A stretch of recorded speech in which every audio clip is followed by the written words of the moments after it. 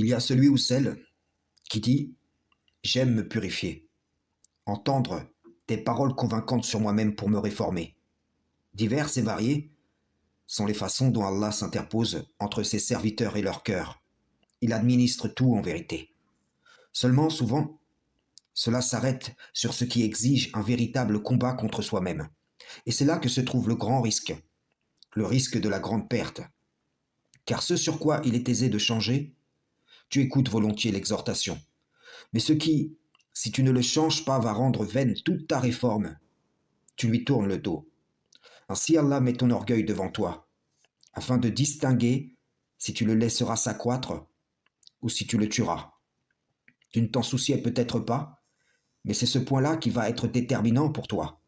Et si tu te refuses à l'accepter, tu ne trouveras plus de chemin, combien même tu t'estimerais bien guidé.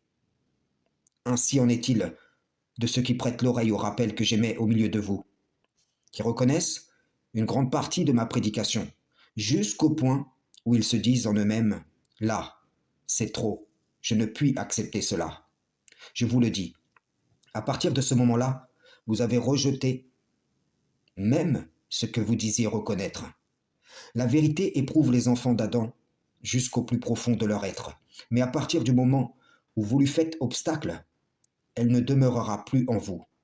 Comprenez-le, le but, c'est de soumettre entièrement son être à Allah, pas seulement sur les points que vous désirez, ou alors, au fond, vous n'êtes soumis qu'à vous-même.